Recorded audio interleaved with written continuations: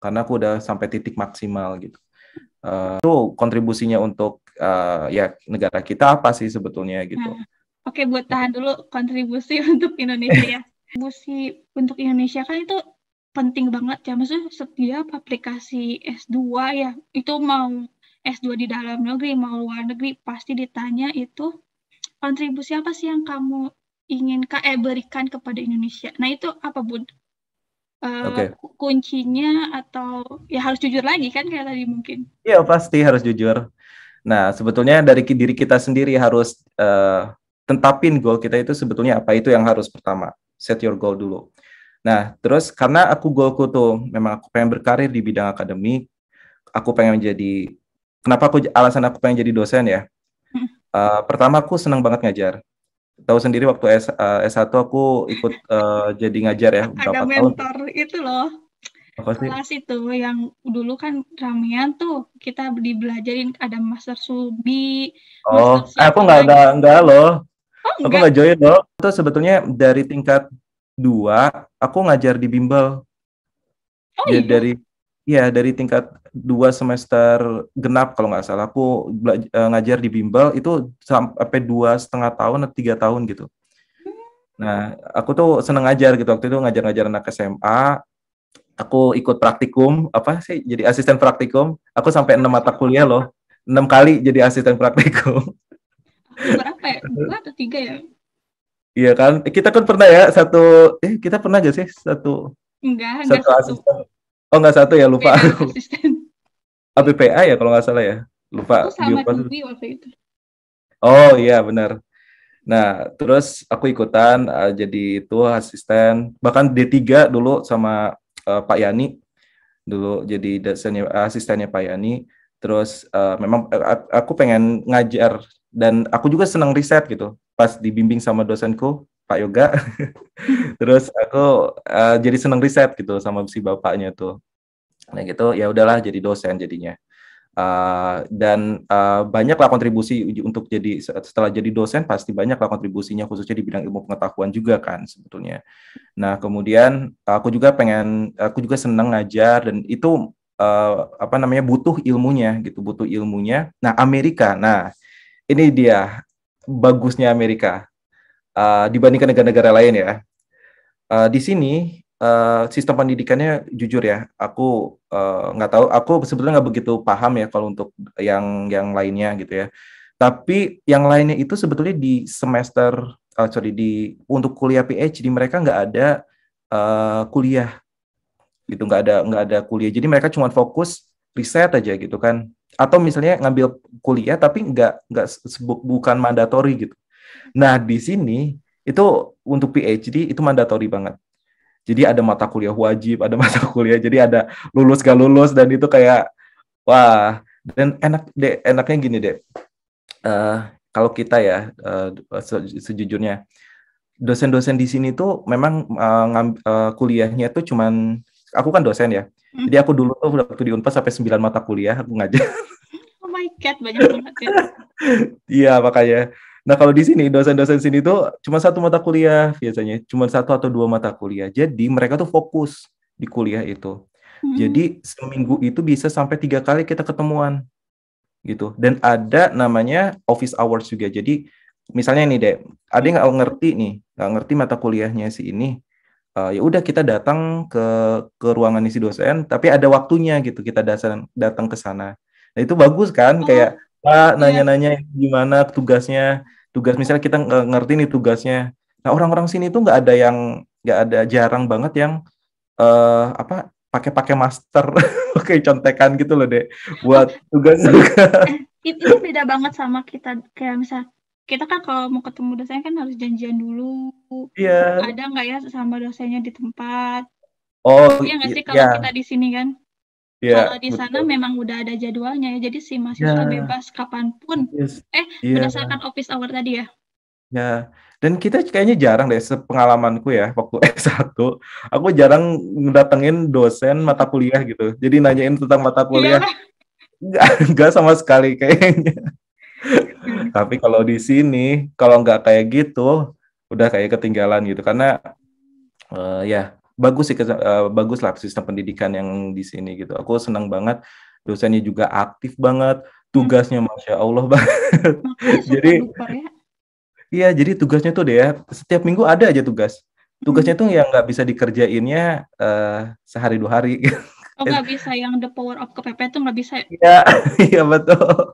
The power of KPP itu udah nggak bisa lah di sini. Hmm. Tapi bagus sih, jadinya kita ngajar. Makanya aku bilang pendidikan di sini tuh bagus banget gitu. Hmm. Jadi khususnya PhD memang kita mendalami mata kuliahnya dulu, habis Hmm. kita dalami mata kuliahnya baru kita riset gitu. Oke, Dan itu yang berbarengan. kehidupan setelah itu kehidupan PhD ya, maksudnya udah kamu keterima di sana kan berarti ini. Ya, ya, Maksudnya ya, ceritanya kan. ya, ya. Ya, berarti kan Ya. tadi nanti kita balik lagi ke Oh, proses. kontribusinya ya. Iya Ya, kontribusinya kelupa terus proses. kontribusinya ya intinya jadi setelah dapat ilmu aku sih setelah dapat ilmu yang cara ngajar kayak gimana, kemudian penelitian seperti apa, aku balik lagi ke Indo. Aku pengen ngembangin apa yang aku dalami sekarang gitu ya. Aku sekarang itu di bidang anaerobic fermentation. Jadi uh, di sini tuh ada istilahnya namanya biorefinery. Mungkin apa namanya Ade pernah dengar ke istilah biorefinery. Hmm. Jadi sebelumnya itu kita menggunakan bahan-bahan berfosil ya untuk bikin-bikin macam-macam nih kayak plastik, kayak apa namanya bahan-bahan materials kayak gitu dan chemicals, bahan-bahan kimia itu awalnya dari bahan-bahan berfosil. Nah, kita itu sekarang harus ganti tuh bahan-bahan berfosil itu jadi bahan-bahan yang renewable, sustainable gitu Hmm. kayak itu TIN banget Iya, sebetulnya. Jadi advancing kan sustainability lah ya. yes, jadi TIN banget. Jadi bahan-bahan dari bahan-bahan itu, tapi ada banyak roads-nya nih, banyak jalannya. Ada dari fermentasi, ada biological roads, kemudian ada thermochemicals, ada juga yang chemicals. Nah, aku ambil yang biological roads di sini. Jadi kita bisa konversi bahan-bahan pertanian Indonesia banyak, punya Hmm. bahan-bahan yang melimpah, kita konversi untuk jadi bahan-bahan yang ada nilai tambahnya, nilai tambah tinggi kayak gitu. Asik, edit value banget TIN Added ya. value banget kayak gitu. Hmm. Emang Jadi itu kan itulah, tujuannya yes. Jadi pakai. peneliti, Hmm. ya jadi peneliti juga pengen ngajar gitu. Jadi pengen mendidik juga. Oke, berarti nanti balik lagi ke Indonesia bakal jadi emang udah jadi maksudnya masih tetap jadi dosen ya maksudnya. Iya, Iya iya nggak sih. sudah sudah dibantu-bantu. Ayo balik sini, balik balik. Oh iya. Ini berapa semester sih? Udah 2, 3. Alhamdulillah sekarang sudah 2 dan alhamdulillahnya semester ini aku nyelesain Hmm. graded courses-nya. Oh iya. Katanya Akhir. kumpul dia 4 ya berarti. Enggak. Kemarin ada minusnya deh, aduh sayang sekali. Oh. Mudah-mudahan sekarang bisa lebih baik lagi. Oke, sip. Kan gini, tadi kan kalau administrasi siapin tuh dari jauh-jauh hari, jangan mepet-mepet. Itu pertama kan. Iya, Kedua, betul. setelah lulus administrasi, udah kayak percaya aja itu udah kayak berapa persen udah bisa go lah ya. Ya. Kedua, di interview jujur. Nah, kalau Betul. kalau untuk IELTS sendiri berapa angka nilai IELTS-nya yang diperluin? Oke, gini cerita ya untuk Fulbright ya. Jadi Fulbright itu mereka konversinya dari TOEFL deh. Jadi TOEFL untuk S2 itu 550 untuk yang paper based. Nah, kalau yang S3 575 ya. 5, 7. Iya, kalau S3, kalau S2 550 itu standar lah ya sebetulnya. Kemudian kalau IBT-nya itu 80 kalau S2. S3 itu 90. Udah itu sebetulnya. Nah, tapi waktu aku daftar tuh ada ini deh apa namanya keterangan lanjutan. Jadi bisa pakai IELTS yang ekuivalen dengan TOEFL gitu. Nah, jadi gini, TOEFL di 550 sampai 80 itu sekitaran 6,5. 6,5 awal. Nah, IELTS di sekitaran 90 sampai 90 untuk IBT, 575 untuk PBT, itu 6,5 juga, Dek. Oke. Nah, kalau ada lihat deh di Google, lihat deh kesetaraannya itu. Nah, itu sekitar segitu juga. Nah, akhirnya aku pakai IELTS lah, karena IELTS ku mepet banget kan di sekitaran segitu. Pas Jadi aku pakai, ya tapi pas hmm, banget. Ya, jadi udah daftar. Nah, itu dia. Jadi nggak masalah aku dapat. Yang penting eh, di thresholdnya dulu aja, hmm, di ambangnya aja, yang paling paling rendahnya itu nggak masalah gitu. Jadi ya asalkan lolos aja di bagian itunya. hmm, Mau dan banyak juga case kayak IELTS-nya sampai 8 lah, 8,5 banyak ya nggak lolos juga. Jadi bahasa Inggris tenang aja. Udah sampai sini aku improve banyak banyak kok. iya, soalnya kan kalau mau tes IELTS kan lumayan juga kan harganya. Jadi Nah, kan kita juga harus ya wanti-wanti lah, maksudnya sayang banget kan uangnya juga kan kalau mm, nilainya gimana gitu kan. Dan mungkin teman-teman juga yang ini mm, kan juga mau tes IELTS tapi nanti dulu deh gitu. Kayak belum siap untuk iya tes benar. gitu. Iya, dan memang persiapannya harus jauh-jauh hari. Dan percaya dulu aja gitu. Kalau misalnya belum bisa, mending jangan dulu tes gitu. Mm-mm. Jangan nekat istilahnya. Misal kan ada prediksinya kan. Coba Oh aja iya. di di reading sama listening aja. Oke, kalau udah bisa sampai angka 7 untuk IELTS ya, silakan ambil gitu. Tapi kalau belum sampai angka 7, biasanya nurun gitu. Misalnya dari 7, 6,5 gitu. Mm-mm. Kalau sepengalaman aku ya, karena Iya. mungkin kehilangan poin 0,5 tuh gara-gara nervous, gara-gara apa gitu kan, gara-gara kok tiba-tiba lebih cepat ya pas di ruang ujian, padahal waktu kita ini nggak begitu cepat gitu, kadang suka kayak gitu, atau soundsnya kalau di listening nggak ini gitu, jadi Mm. ya gitu. Oke, TOEFL ya aku pakai IELTS sih sebetulnya. Oke, berarti emang harus belajar dari. Jadi emang kalau untuk mau lanjut S2 atau S3 itu emang harus butuh waktu untuk kayak kita tuh nggak bisa kayak dua dua dua fokus itu nggak bisa ya, maksudnya harus fokus satu ya maksudnya. Kalau mau maksudnya dia sambil kerja gitu ya. Iya maksudnya kayak kita kebagi-bagi gitu. Bisa aja juga Eh, sih. Bisa sih kalau bisa ini bergantung orang ya. Kalau Hmm. orang yang bisa manage waktu dengan baik, insya Allah sih bisa gitu dan ada niatan yang benar-benar gitu. Jangan condong di salah satu ya. Maksudnya, aduh kayak udahlah bonus aja lah kalau mau kuliah di luar di kuliah lagi lanjut kuliah gitu. Kayak lanjut kuliah itu adalah sesuatu yang apa ya kayak backingan lah buat kita gitu. Oh Jadi iya. jangan kayak gitu karena pertama niatnya ya udah harus gitu, harus dulu Oke. pengen istilahnya jangan terlalu ngoyo juga ya. Aku nggak Hmm. nyaranin terlalu ngoyo karena kalau Hmm. terlalu ngoyo itu pengalamanku juga kayak aduh udah kayak stres duluan belum apa-apa udah stres gitu. Jadi jangan terlalu ngoyo tapi betul-betul harus mantep gitu. Ya, ya berarti emang baik lagi kan. Kayak kamu emang udah mau fokus di akademik, ya udah dari awal lulus S1 lanjut Ya, terus sampai sekarang. yes. Ya. Dan Oke. nggak langsung S1, S2, S3 ada banyak sih di sini kayak di bawah 30 tahun bahkan di bawah 27 tahun tuh udah pada S3 gitu. Udah pada PhD. Tapi memang itu jalannya sih, Dek, gitu. Jadi Mm, alhamdulillah udah dapat kerjaan kan sebelum mm, lulus. Kalau mereka yang S1, S2, S3 lanjut terus mm. belum tentu kan udah lulus S3 udah ada kerjaan atau belum. Oh Nah, iya. itu kan. Jadi aku ambil positifnya gitu, Dek. Mm, Jadi awalnya tuh kayak pengen waktu S1 ya, ambisnya tuh kayak oh, harus S1, habis S1 harus S2 atau S3 gitu. Pengen 30 kurang dari 30 tahun. Ternyata nggak kayak gitu gitu kalau di jalannya. Malah lebih baik loh kayak nanti pas sudah lulus sudah ada kerjaan gitu. Oh, kayak targetnya tuh kayak pengen jadi dokter muda lah gitu ya, gimana Ya, gitu. iya, iya. Mm, Tapi emang takdirnya udah kayak gitu mm. dan bersyukur insya Allah. Alhamdulillah bersyukur. Oke. Itu berarti perjuangan untuk dapat Fulbright ya. Ada nggak sih kayak ini, Bu, pernah Hmm. ngerasain di satu titik kayak apa ya, bukan titik pas, kayak turning point-nya gitu, ada nggak sih di kamu turning point kamu? Iya, ini pas zaman-zamannya pas awal-awal kita ngobrol deh, Tufel sama JRI. Oh iya itu.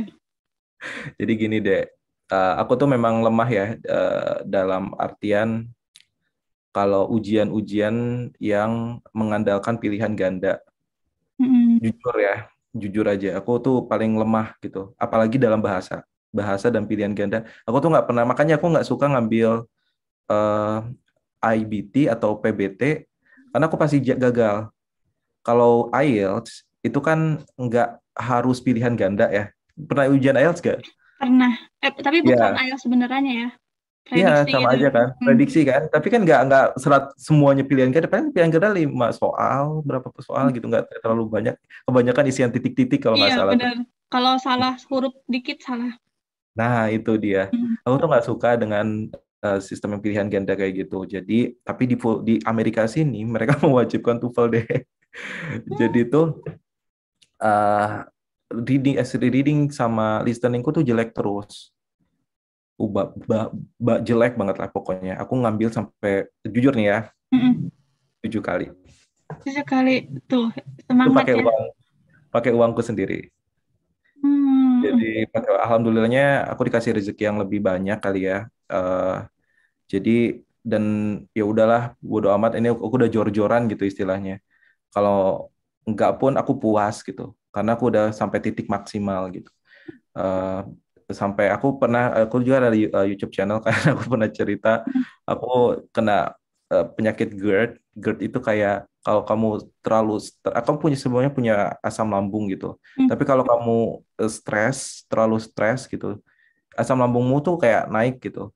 Jadi rasanya bukan kayak sakit perut deh, apa ya, kayak orang linglung kayak gitu lah, kayak terus kadang Kayak susah anx- napas gitu. kayak anxiety disorder gitu nggak sih? Nah, betul. Mungkin kayak kombinasi kayak gitu. Hmm. Dari GERD-nya, asam lambungnya naik, sama anxiety-nya ini juga.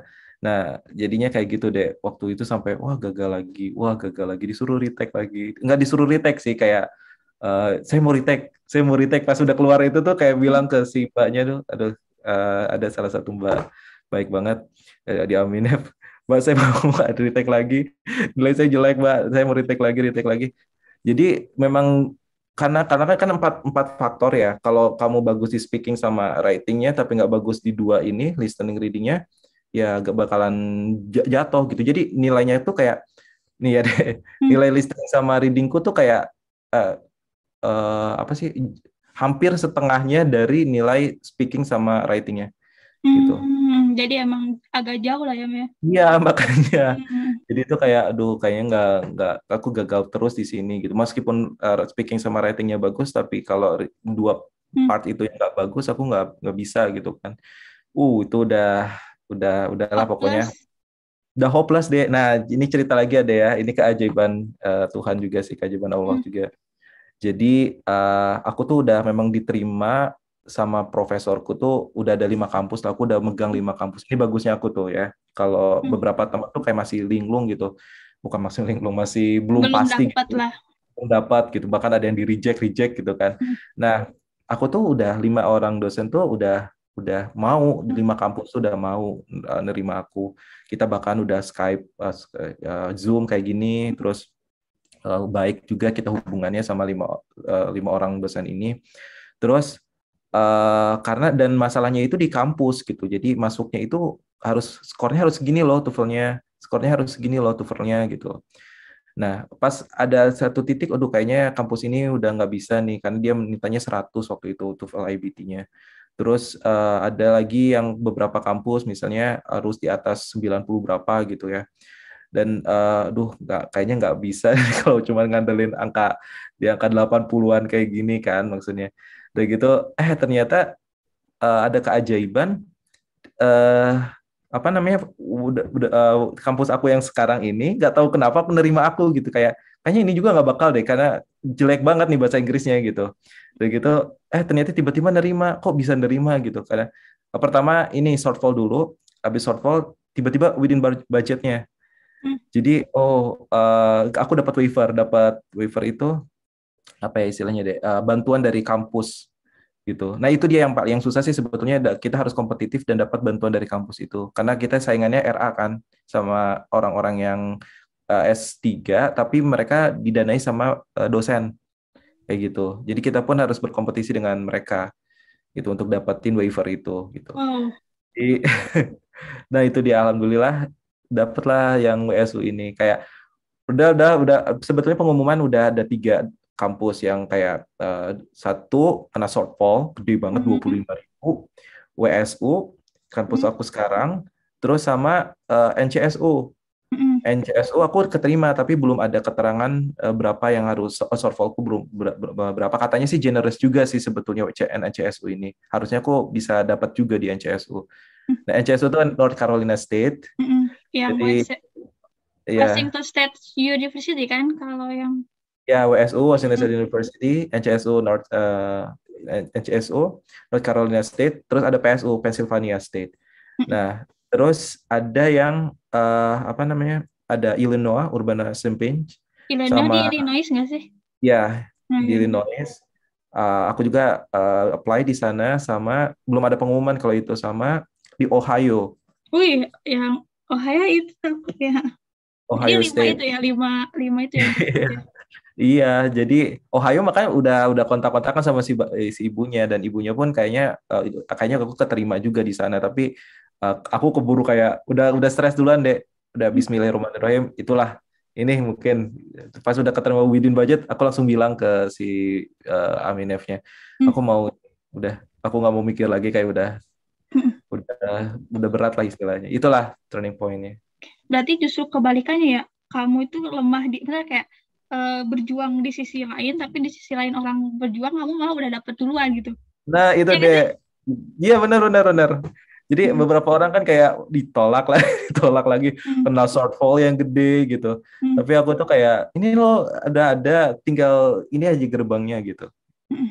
Setiap orang sih pasti punya ini, nggak jarang lah kalau ada yang mulus gitu. Aduh, apa namanya, lancar-lancar aja jarang sih sebetulnya. Adapun yang lancar pas masuknya mungkin kayak gimana kita nggak tahu kan, kayak gitu. Ya, tiap orang Jadi struggle-nya beda-beda lah intinya. ya betul. Kayak Jadi berarti jangan terlalu tidak mensyukuri apa yang udah ada gitu. Jadi jangan terlalu ngoyo, dan ya makanya aku ngomong dari tadi jangan terlalu ngoyo gitu. Dan Karena kalau gagal sekali, ya coba lagi ya kan? Iya, sampai 7 kali deh. Iya, keren. Iya, maksudnya kayak konsisten, persisten ya. Yes, you're right. Oke, Betul. berarti itu turning point-nya. Oke, Bu. Tadi udah ya, dari bahasa Inggris udah, dari interview udah, kontribusi juga udah. Terus apa lagi untuk syarat untuk Fulbright itu? Udah ya kayak kalau nggak salah. Oh, bikin SO SO itu studi objektif itu yang harus pertama clear. kan? Ya, makanya aku bilang kan, aku cuman bikin semalam, sejujurnya, tapi Semalam, tapi alhamdulillah. kan udah nyiapin dari dulu kapan? Iya, yang mau dilakuinnya udah ada kan, udah ada konsepnya. Jadi cuma nulis doang intinya kayak gitu kan. Terus apalagi ya? Oh ya, untuk S3 jangan lupa sudah ada dosen. Jadi kadang orang-orang yang gagal itu belum ada koneksi dengan dosen-dosen yang ada di US gitu. Jadi saranku ya? bukan nggak harus LOE. Jadi bilang aja kita udah kontak-kontakan, kita sudah nanti mungkin kalau mau ngasih proof-nya juga bisa gitu ya. Jadi bilang aja kayak kita udah ada dosen yang mau nerima kita kalau kita lulus Fulbright gitu. Kayak Nah, istilahnya meyakinkan bahwa kita tuh kandidat yang emang udah diinginkan gitu kan. Iya, betul. Kita udah udah deserve untuk dapetin ini gitu. Itu udah ya tips and triknya, tips and trik. Ya, tips and trik apa lagi ya? Kayaknya udah. Mungkin doa ya. Ya itu pastilah, tiap waktu pasti berdoa. Karena jadi bedanya Fulbright sama beasiswa lain nih, Dek. Jadi di Fulbright itu ketika kita sudah dapat principal candidate, itu kita nggak 100% pergi ke Amerika. Ada beberapa teman yang gagal, yang di cancel beasiswanya. Kenapa Jadi tuh? banyak faktornya. Pertama dari bahasa Inggris. Yang kedua dari kampus, nggak dapat tuh kampus, terus ya udah. Terus yang ketiga shortfallnya gede. Misalnya, kampus ini shortfall, nggak ada yang ini. Nah itu ada juga sih beberapa case, tapi jarang sih kalau itu. Karena udahlah Fulbright pasti negosiasi lah sama itunya. Nanti mungkin kita bisa jadi research assistant di sana gitu kan. Nah, terus GRE. Nah, JR ini ada untuk beberapa case sih, deh, nggak semuanya. Hmm. Kadang ada yang harus saklek, JRI-nya itu harus gini gitu. Biasanya anak-anak bisnis, anak-anak bukan bisnis, ekonomi kayak gitu-gitu. Itu biasanya kayak yang harus JRI math-nya itu harus tinggi, terus anak-anak sosial yang harus apa sih JRI bahasanya verbalnya itu harus tinggi kayak gitu. Jadi nggak begitu ada kampus-kampus yang mensaklekkan skor GRE. Nah, itu jadi prosesnya itu selama setahun deh. Hmm. Jadi selama setahun kita nyari kampus, kita ujian TOEFL segala macam. Nah, itulah nggak cuma aku yang ngerasain ya. Kayaknya teman-teman Fulbrighter juga pas di fase itu tuh kayak fase terberat dari Fulbright gitu. Oke, Karena kita berarti diombang-ambing kelas. 1 tahun ya, Bu, dia Iya, sampai ke berangkat itu 1 tahun. iya. Nah, tapi enaknya gini deh, kalau udah dapat kampus, Mm-mm. berarti itu nyediain beberapa program buat kita sebelum berangkat. Jadi yang pertama itu ada pre-academic training. Mm-mm. Jadi kita belajar bahasa Inggris, kita diterbangkan. Ya, kita pergi ke salah satu state di Amerika. Terus aku kebetulan di Arkansas dan lagi pandemi, Oh iya, jadinya pakai 2000, online. 2020 ya harusnya. Iya, iya Eh, 2002. Iya, iya 2020. hmm.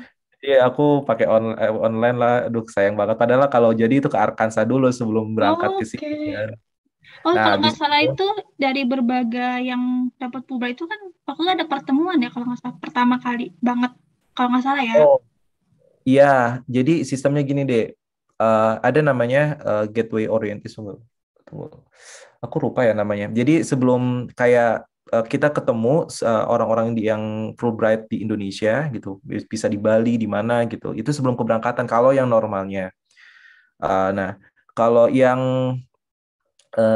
apa namanya yang nggak normal, yang normal kayak pandemi kayak gini, itu kita PAT dulu, pre-academic training dulu, baru ada keberangkatan gitu. Eh, Hmm. eh, apa ya, pre-departure, aduh lupa, lupa aku. Pokoknya masa persiapan lah kalau nggak salah Iya, waktu itu. ya keberangkatan aja masa sebelum Hmm. keberangkatan gitu. Nah, terus itu kan yang kalau pre-academic training itu kan memang yang bahasa Inggrisnya masih dibutuhkan ya. Hmm. Nah, aku termasuk salah satunya kan. Wah, seneng ketemu orang-orang pertama kalinya sama international students juga kan. Wah, enak lah. Terus apa namanya? Ada nanti seluruh Fulbright dunia itu Iya namanya itu. Gateway Orientation, Gateway Orientation kalau nggak GO kalau nggak salah. Nah itu jadi kalau abis itu harusnya aku ke eh, Cyrus ke apa sih namanya salah satu kampus di US juga gitu pergi Hmm. ke sana. Jadi tapi sayangnya online lagi. Jadi nggak ada hikmahnya lah maksudnya. Kan 2020 kan aku juga ingat waktu itu kan sebelum keberangkatan dimundurin lagi kan Iya, sampai keberangkatan jadi gitu ya udah. iya, Hmm. diundur lagi. Oh iya, aku juga di ini deh, di postpone juga, di defer ke eh, spring.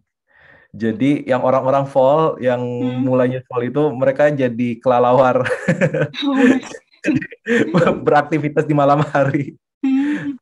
Oh iya karena ini ya beda juga ininya. Waktunya jadi sekitar Hmm. 12-15 jam, terus Hmm. mereka harus melek malam-malam kayak gini, kayak adik kayak gini kan melek malam-malam. Ya nggak apa-apa kan demi sesuatu yang bermanfaat kan maksudnya Iya. kita yang Tapi beruntungnya aku nggak kayak gitu, jadi akunya di defer. hmm, iya kayak itu ya berarti persiapan Fulbright itu terus kayak kemarin juga karena pandemi jadi banyak apa sih keresahan juga ya maksudnya ada juga banyak tantangannya juga kan maksudnya buat tadi ini pandemi kapan nih gue berangkat ya nggak sih. Betul. Betul itu dia, dan orang-orang tuh kayak banyak kapan berangkat dan nggak merasakan gitu. Iya bener. Kadang suka aduh udahlah bodo amat gitu, jadi nggak perlu dipikirin kayak gitu. Oke, itu buat satu lagi, kalau nggak salah juga di sana itu ada ini ya, kayak ke psikolog gitu loh, kayak kita tuh bebas, ada apa ya, dana yang disediain buat kita ke psikolog, benar nggak sih? Oh iya, iya bisa sih. Memang kan kita dapat health insurance juga kan di sini gitu. Jadi ada beberapa fasilitas gitu yang ditawarin juga gitu kan untuk health insurance kita. Dan ada juga kampus yang menyediakan, karena di sini stres ya dia ya. Hmm. Jadi mereka nyediain psikolog gitu, kayak kalau sering stresnya mungkin orang-orang ke psikolog untuk konsultasi gitu. Jadi bisa kayak gitu juga. Jadi banyaklah fasilitas yang kita dapetin sih. Kampus-kampus di US menurutku sih sama aja sih sebetulnya gitu. Mau Berarti kan kampus Ivy League atau kampus yang nggak Ivy League itu sama aja sistem pendidikannya gitu. kan di sana kan udah lazim ya ke psikolog kayak gitu. Jadi makanya ada orang ke sana itu jadi hal biasa gitu, bukan yang gimana-gimana kan ke psikolog Oh kalau ya, di sana. betul. Karena kalau di Indo tuh kayak kita ke psikolog kayak disangka orang gila sebenarnya. Enggak juga kan, sebenarnya kita cuman pingin ada teman ngobrol gitu. Terus ada teman yang ngasih feedback ke kita. Misalnya kalau kita udah parah, Hmm, ya mungkin kasih obat atau apa gitu kan. Tapi bukan berarti kita gila, kita masih waras sebetulnya. iya Dan itu kayak gitu. hal yang normal di sini tuh gitu. Karena saking stresnya dengan tuntutan, dengan tugas-tugas, mungkin mereka yang anak-anak US juga pada part time juga kerja, jadi susah bagi waktu dan stres gitu. Hmm, Dan ya, di sini independen semua sih orang-orang, rata-rata independen. Jadi mereka jarang mengandalkan uang orang tua gitu. Jadi kalau udah sanggup untuk berdiri sendiri, lebih baik pisah dari orang tua kayak gitu. beda banget lah sama culture yang sama kita lah. Iya, bagusnya di sini kayak gitu deh. Hmm, Ya seneng lah belajar banyak culture di sini juga. ya. Itu berarti psikolog ya. Itu untuk kuliah juga udah Mm-mm. berjalan normal. Oh, kalau S3 di sana boleh part-time nggak sih kita atau nggak boleh? Nah, khususnya untuk Fulbright, kita boleh kerja, tapi masih ada kaitannya di sekitaran kampus. Masih ada Hmm. kaitannya kampus, misalnya jadi research assistant, atau misalnya ada teman juga misalnya kerja di bagian perpustakaan. Oh, Terus asal ya, relate sama kampus. iya, iya betul. Tapi gini deh, kalau mau berkeluarga nih, yang udah berkeluarga, nanti suaminya, misalnya adek bawa suami nih, adek mau keluar gitu. Nah suaminya kerja, Hmm. suaminya bisa kerja. Jadi kerjanya tuh lumayan loh di sini. Misalnya jadi orang-orang kalau di Indo sih kayak GrabFood atau Hmm. yang nganterin makanan Hmm. itu insya Allah lah tercukupi gitu. Jadi mau bawa anak dua, tiga, insya Allah tercukupi. Kerjaan serabutan intinya deh, gitu. Hmm. Jadi orang-orang yang kerjaan serabutan tapi digajinya tinggi gitu, dan bisa jalan kemana-mana, jalan-jalan kemana-mana gitu. Jadi ya nggak ada masalah sih. Nah masalahnya itu adalah yang kita uh, sebagai laki-laki yang kerja gitu ya, Hmm. ya sorry, yang kuliah. Nah kadang tuh kalau aku sendiri aku belum bisa bagi waktu gitu, karena uh, karena mungkin ada beberapa orang yang mereka bisa jadi research assistant, bisa juga jadi apa student gitu. Hmm. Jadi karena research assistant itu kita kerja nggak selalu relate dengan riset kita. Kadang dosen tuh minta misalnya, Budi tolong bikinin proposal gitu. Hmm. Proposal apapun itu kayak udah kita kan bikin karena kan kita riset asistennya si dosen kan. Terus Budi tolong rapihin kayak gini gini gini gitu. Atau tolong apa gitu. Nah itu dia, dan bagusnya orang-orang Fulbright itu untuk di 3 tahun pertama ini kita nggak disuruh macam-macam kayak gitu. Kalau kita nggak jadi RA, aku bukan RA dan aku nggak mau, belum mau jadi RA. Hmm. Aku RA-nya nanti pas di tahun keempat, karena oh ya fundingnya itu Fulbright itu untuk S3 cuma 3 tahun, rata-rata kuliahnya 4 sampai 6 tahun. Oke. Jadi, jadi di tahun keempat, kelima, keenam itu kita biasanya jadi RA. Oh, oke, Research berarti assistant. di akhir. Iya, Hmm. jadi di Itu, akhir ya nggak apa-apa. Bud, tapi itu kan kalau misalnya posisinya nih, misalnya kan cowok nih, jadi suami, Mm-mm. udah jadi suami, terus kayak bawa istrinya. Kalau untuk istrinya ada biaya tanggungan nggak sih? Biaya, maksudnya dapat family allowance gitu ya? Jadi kan si suami Oke. yang bawa istri, kalau tadi kan istrinya yang kuliah, baru si suami yang kerja. Kalau misalkan ini si cowoknya yang Hmm. kuliah, tapi udah berkeluarga gitu. Unfortunately enggak deh. Oh, jadi Kita beda, mungkin di LPDP ada deh. hmm, LPDP ada, makanya kalau enaknya di LPDP itu ada FA sih. Kalau di Fulbright itu nggak ada FA, tapi kita bisa kerja. Gitu. Oke, bedanya itu ya. Kalau nggak salah LPDP nggak boleh kerja. Aku nggak tahu sih, bukan bukan LPDP buat S3 juga ya. Oh iya. Tapi kayaknya sih gitu. Kalau di Fulbright ini boleh kita kerja asalkan masih relate dengan kampus. Oke, jadi nggak boleh banting Nah, setir. Karena kan iya, yang sesuai ini ya, niatnya ke sana kan emang buat sekolah. iya karena niatnya buat sekolah. Tapi ya gitu, ada plus dan minusnya sih deh. Maksudnya kalau ibu-ibu gitu ya yang Hmm, kuliah di US, aku lihatnya tuh kayak memang struggle-nya itu karena mungkin bawa anak gitu. Kayak anaknya nggak ada yang ngurus, suaminya kerja, terus mereka bagusnya anaknya tuh enggak ya, aku tuh kagum gitu sama mereka tuh karena misalnya yang si perempuannya kuliah gitu. Nah, hmm, si suaminya itu ngurus anak. Kadang kadang anaknya itu nggak kepegang, misalnya si eh, istrinya yang bawa-bawa anak gitu ke hmm. kampus kayak gitu kan. Benar-benar struggle ya untuk Ya bener-bener struggle. Tapi eh gitu, jadi jangan khawatir sih sebenarnya kalau kamu bawa suami gitu ke, ya udah biar suaminya kerja di sini. Terus ada ya gitu lapangan kerjanya lah istilahnya. ya, dan bagi-bagi waktu lah buat ngurus anak gitu. Oke, oke buat terakhir nih, the last lah pesan untuk apa yang mau daftar Fulbright nih, pesan-pesannya apa atau bukan motivasi juga sih kayak apa sih kalimat apa kalimat juga. Pokoknya pesan-pesannya ya buat yang mau apply beasiswa Fulbright apa? Mungkin agak sedikit beda kali ya sama orang-orang yang ini. Pertama mungkin aku saranin biar set your goal dulu sebetulnya. Jadi apa sih pengennya ke depannya untuk kalau untuk setelah mendapatkan beasiswa ini kira-kira goal kita itu seperti apa sih ke depannya? Itu yang paling penting gitu. Dan harus jelas gitu. Jangan seperti yang aku bilang tadi itu kayak ke kuliah di luar negeri ya udah cuman pengen dapat pengalaman segala macam. Sebetulnya kan bukan ya itu adalah bonus tadi udah dibilang juga. Tapi sebetulnya ada hal yang penting, ada misi kita sendiri setelah kita eh, lulus kita mau ngapain itu yang paling penting sih sebetulnya. Nah, jadi kita dan di sini kita belajarnya jelas gitu. Jadi oh ini penting loh buat kita kita ambil, ini loh penting buat kita kita ambil kayak gitu. Jadi nggak terombang-ambing dan ya udah cuma asal kuliah doang nggak kayak gitu juga sebetulnya.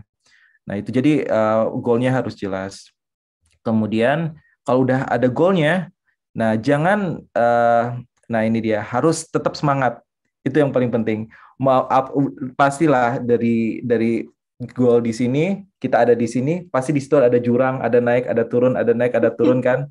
Nah, kadang tuh kalau udah turun, "Wih, udahlah nyerah gitu ya udahlah Iya, kita kerja aja gitu." Nah itu kebanyakan orang kayak gitu tuh, udah pas turun udah fase turun ya udahlah kerja aja lah, udah jadi istri aja lah gitu. Atau jadi jangan apa. berhenti di tengah jalan gitu kan. Nah, jangan berhenti di tengah jalan. Jadi lanjut aja, terus ikutin alurnya, sambil terus berusaha, sambil terus berikhtiar itu sih, ya itu penting banget sebetulnya.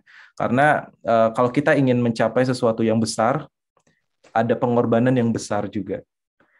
Ya, jadi itu sih. Jadi make sense kan sebetulnya ya. Kita pengen dapat yang besar, ada pengorbanan yang besar, ada usaha yang besar. Dan kalau misalnya kita udah nyerah, ya udah nggak bakal dapat yang sesuatu yang besar itu gitu. Hmm, Intinya kayak gitu. luar biasa. Aduh, ini cuma ngobrol doang kan ya? Nggak doang kayak gini doang. Oh itu ya Iya. pesannya. Jadi yang mau daftar harus semangat, jangan putus asa. Mm-mm. Kalau udah jatuh bangkit lagi. Iya, Meskipun susah untuk bangkit, ya bangkitlah gitu ya. iya, nggak apa-apa. Agak di bawah dikit nggak apa-apa, tapi tetap ada progres sih sebetulnya ada progres. Terus, nah, gini deh, aku tuh ini aku cuma cerita juga dikit. Jadi pas aku daftar beasiswa ini tuh aku punya teman-teman yang satu misi dengan kita. Hmm, Yang benar-benar pengen kuliah di luar negeri juga. Jadi aku sering ketemu sama teman-teman ini, terus kayak kita sering ngobrol, terus kayak ada peluang-peluang apa sih sebetulnya, apa sih yang disiapin, kadang belajar IELTS, belajar IBT bareng-bareng sama teman-temanku ini gitu. Jadi lingkungan juga sangat penting sih deh.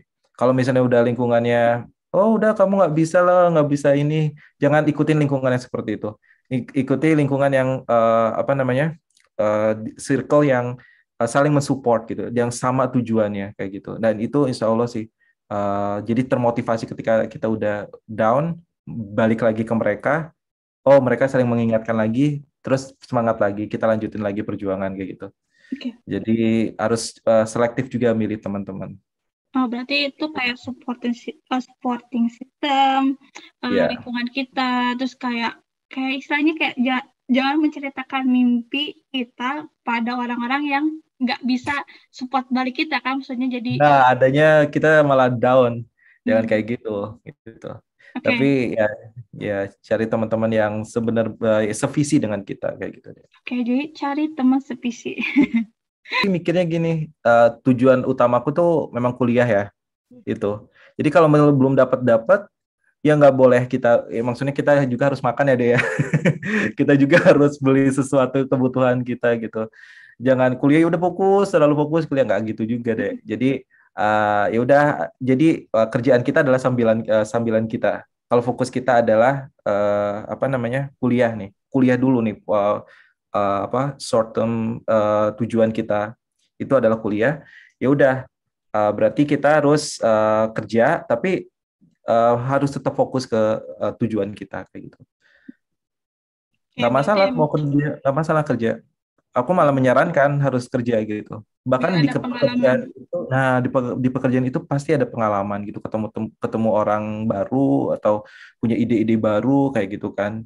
Nah Hmm, itu nanti bisa juga nilai jual kita nanti pas sesi interview. Oh saya udah iya. pernah ngelakuin ini loh, udah pernah ini gitu. Jadi kan bagus. Gitu. Makasih banyak ya, Bud ya. Ya sama-sama. Semoga So, YouTube-nya bermanfaat dan banyak viewernya. istilahnya bermanfaat untuk ditonton gitu. Yes, betul. Itu sih Bermanfaat. tujuanku biar orang dapet apalah yang kan ada nih Budi dari ini temanku yang Hmm. bergerak di bidang apa gitu biar bisa sama-sama belajar lah. Ya nanti kalau misalnya ada topik-topik khusus apapun itu apa maksudnya mau wawancara lagi gitu masih relate gitu mah. Hmm. Ya mangga aja aku sih bisa gitu. Sudah Oke, deh. Budi eh, selamat. selamat selamat istirahat, selamat malam. Terima kasih banyak Ya, ya. iya, sip. Nanti kasih tahu kalau udah diupload ya. Ya, siap. Bud, Oke. Assalamualaikum.